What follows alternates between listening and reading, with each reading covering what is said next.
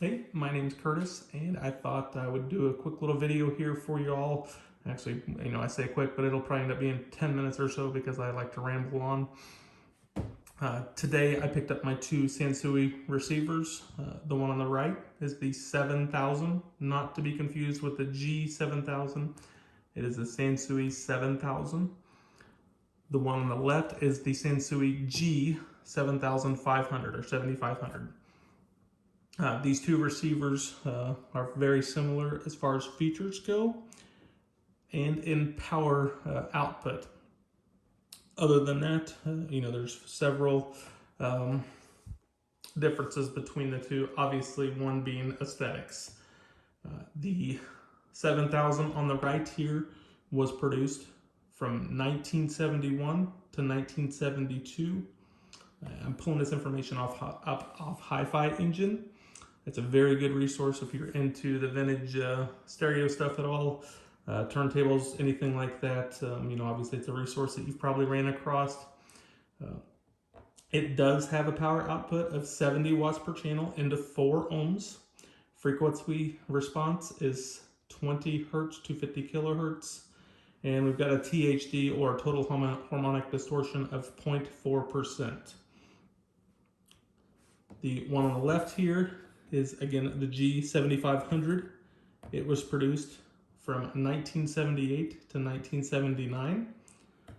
Has a power output of 90 watts per channel, a frequency response of 5 hertz to 50 kilohertz, and a THD of 0.025 percentage. So as far as the specs go, obviously the one on the left, and being the later in the series, these things that matter as far as print goes, they really put an emphasis on competition there. They did a much better job looking good on paper anyway. And then obviously, as far as the aesthetics go, in my book, this series of Sansui is the best looking that there is. Quite subjective, but I can't think that there would be too many people that wouldn't find that to be a quite attractive receiver. Where this one on the right, the Sansui 7000, may not be for everybody. It's got a little bit different look to it. The other thing they have going against them is that the tuning dial does not light up, so it's just black when it's powered on. But there can be some steps taken to correct that, actually. And we'll go ahead and power them up. And as I mentioned, unless you're on FM or AM, normally this dial is not lit up. You may notice that the aux is lit up there, and this is lit up. My technician actually completed a modification to correct that. It was something that bothered me. He actually has one of these. He was the reason that I went after one, and he had done it to his, so he kindly did it to mine. We'll just quickly flip through so you can see that. So as you turn on AM, signal comes on over there. FM, the tune dial comes on. So great modification. Really adds a lot to these receivers. I guess you could call it some sort of resto mod. And then we'll flip on the 7500 here. Again, just an excellent looking piece. Switch my focus over here to that. You heard the relay click on. That is another difference between the two. I'm no wizard as far as being able to explain why that is, but the 7000 does not have a relay. The G7500, sorry, does. So with the two receivers, just going over them, honestly, there isn't much difference between the two. They are extremely versatile for me. The tuners are great in both, pick up reception excellently. I have not actually plugged mine in, but the technician actually loaned me his while he was doing the repairs to mine, which he had done a full restoration on it. So I had been able to experience, that as it would have been in 1971, possibly even better, because he does do a great job with them. One of the main things, again, tuner, excellent, works great on both of them. The other thing, this has a mic input. Not all of your vintage electronics, like stereos, amplifiers, preamps we'll have that. And for us, we actually do a little family karaoke. So, you know, it's a lot of fun having that. Both of those have, you know, the mic input. We've got mic level right here. So, you know, I've got some control there. Same thing on this one as well. So, again, great feature. If that's something you think you might, you know, want, then, you know, look for a receiver that does that for you. The other thing, as far as differences, big thing to point out here for you is the power meters. They aren't on this unit, obviously. And then over here on the left, you can see the extra set of meters, you know, the tuning indicators. But on the left, you've got the left side of the left receiver, you've got the power meters there, one for both channels. Again, just, you know, top notch as far as looks go.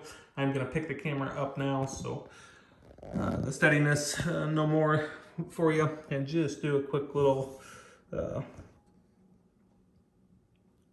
pan around the two receivers.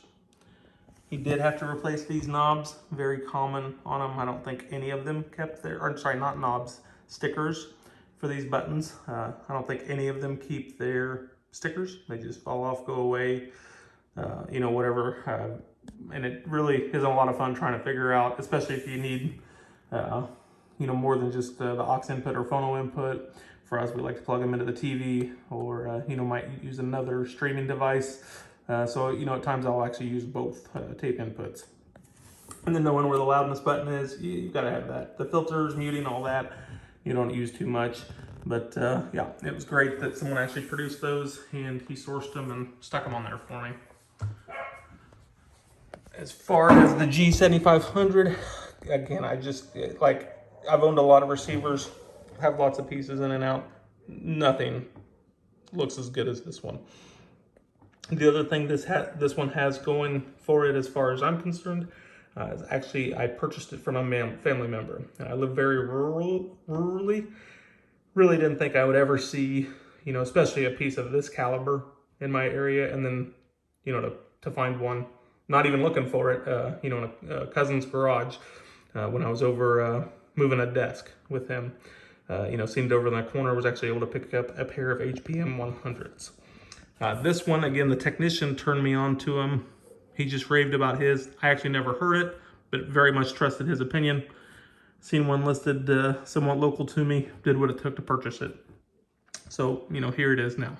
That's how it goes with these things. You know, something will strike your fancy, much like that preamplifier in the back there. Something will strike your fancy. It just has patience. You know, I think I looked for it for probably 6 months. That preamplifier I looked for years. Somewhere 4 or 5 years probably. I'm still looking for the amplifier. I've got a little AdCom sitting up there, but you know, just be patient. Eventually something will come up. I am not holding my breath on that matching amplifier there. I do not want the VFET one, so you know, anyone that is into that era of gear, the TAN 8250 is just, they're very hard to come by. So if you see this video, you know of one, I'd very much appreciate it. Again, going back to the looks here, got a little distraction there, sorry.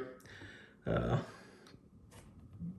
mean, it's just phenomenal. I love it. Power meters work excellent. He does just a great job selecting the lights. You know, we're not getting the super expensive stuff that, you know, someone spends a lot of time with. He just picks the warm, proper colors up. You know, this one's obviously got a little bit of a green tint to it, or maybe there's a green filter there, I'm not sure. It's something, you know, to make note. When you're looking at this stuff, I don't look for the absolute best condition. I care more about how they sound.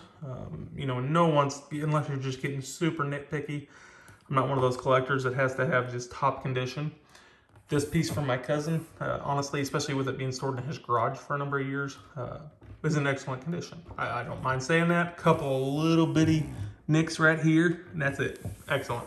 This one, on the other hand, you know, it's 10 years older almost. We're missing a little ring there. Maybe one of the technicians or somebody that opened it up, removed that faceplate, forgot to replace that. Got a little blemish here on the top of the case. You know, we're missing some paint, and you really can't do much about that. Kind of like scratching this stuff. There just isn't a whole lot you could do. You end up causing more harm than good, you know, trying to take care of those things. But, you know, even from back here, excellent looking. And, you know, I wouldn't get too hung up on those things. they're hard enough to come by in the first place. I guess if you're willing to pay top notch for one, or top dollar for one, you know, wanting it in top notch condition, you know, more power to you. I think I've got 450 in this one. After the restoration, probably sitting somewhere in the $600 to $700 range. So, you know, not cheap by any means, but it has been extensively reconditioned. I expect to get a good 30, 40 years out of it.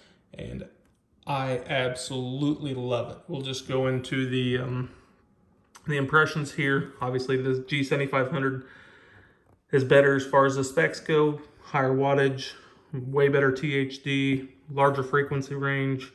You know, all the numbers, dampening factor, all that stuff is better here on the G7500. But when it comes to the two receivers, if I'm picking one, it's going to be this one. Even with the looks of this one, how great this thing looks, I'm still going to recommend you looking for one of these two, especially for the money. But that aside, the 7000, I have yet to find a pair of speakers that it doesn't bring out the absolute best in. And I've ran his into probably 5 or 6 of my speakers. You know, spent quite a bit of time with it. Just blown away every single time. But honestly, the speakers, you know, I like to play around, try different things.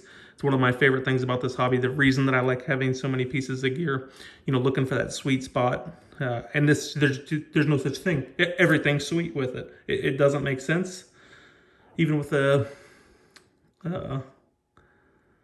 era, I guess, you know, being earlier, you'd think that, you know, they would figure out a broader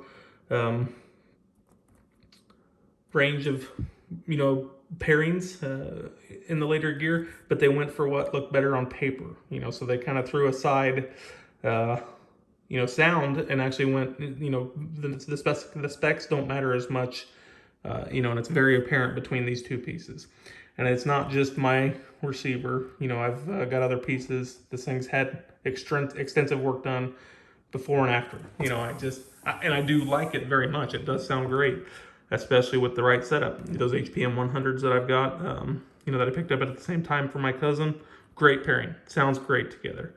But I throw this on a pair of MB Court, I think it's SL 1002s, you know, just a little bit too bright. And you know, you can take it down as far as making adjustments here with treble and things of that nature, but then it pulls out some of the mid-range. You know, if it's had bass, mid, treble, you know, we might be okay with that. But, you know, you give up more than just that very highest end, you know, and I just don't get the same fondness for that setup that I do some of the others with those speakers. You know, those speakers are phenomenal, but, you know, if you've got a receiver that lends or tends to go a little bit bright, you know, it's just not as good. This one, you know, like I said, 5 or 6 sets of speakers and just phenomenal. Polk 10As, those speakers, you know, I've gotten several. Those were some of the first ones I got. Really liked them when I got them. But as I picked up more pieces of gear, you know, they just kind of fell to the wayside. They got stuck in the back. You know, I didn't plug them in for 4 years probably. You know, one day I got to messing around again, probably moved something around back there and decided, hey, let's throw those or pull those out, plug them in, see what we think. I was absolutely awestruck. I mean, I just could not believe what I heard. Those speakers with this receiver, actually my technician's receiver, but with the Sansui 7000, it was unbelievable. I mean, you know, and I'm not trying to get into it too far. People will bash those for, you know, the reasons, I guess. But those speakers with this, I can say, one of the best sounding setups I've ever heard. And that's, you know, comparing some of my friends' gear and stuff where they've got even higher end setups than I do. We're getting pretty long here. Just real quick, you know, I'll let you guys get back to what you're doing. Hopefully you made it through this far with me. But you know, looking at the wood cases, both very good looking, quite attractive. This one's more veneer feeling, maybe sticker, I don't know. I haven't you know, gotten into it to see, but you know, here I get more grain texture, where this, maybe it's got a higher lacquer on it or something, I don't know. But you know, this seems more like a real wood veneer. where I would, if this is real wood, you know, they must have used about the thinnest thing they could get. I do like this receiver. You know, I'm not going to take that away from it. Don't want to give you the impression that I don't. But, you know, as far as me recommending something, over every piece I've had, 20 or so receivers, many pretty high-end, Pioneer, Sony. Haven't had any Marantz. I've had Kenwood, some of the best Kenwood made. You know, as far as receivers go, this one's the one that I'm going to say it just takes the cake. And it's funny because, like I said, you look at the specifications and you're sure not going to get the impression that, you know, that's how it's going to turn out. Come around to the back here. Oh, and just quickly, the technician, part of what he loves about these is how easy they are to work on, how they're laid out. You know, he says it's a dream as far as, you know, getting them apart, being able to replace things, diagnose things. Just absolutely loves them. So, same number of inputs, I believe. 2 phonos, yeah. I don't know what the 4-channel thing is. This has that, I guess. So that does change there. Only 2 set of speaker outputs here, where 3 over here. Honestly, guys, I've never checked around. I mean, I have switched between 2 sets of speakers many times. I've never wanted to have a 3rd set of speakers in any room. It's just, yeah, kind of crazy, but it's there, you know, if you're someone that really likes to play around. Or maybe if you had bookshelf speakers, you know, I like the big loudspeakers. That takes up a ton of real estate in your house. You know, if you've got 3 sets of monster loudspeakers. I, again, appreciate you hanging out here with me. Any questions, feel free to ask. If, you know, this is something that goes over fairly well. Like I said, I've got, you know, several more pieces I could do this same thing with. We could take a look at the impressions and, you know, quickly go over my remarks with them.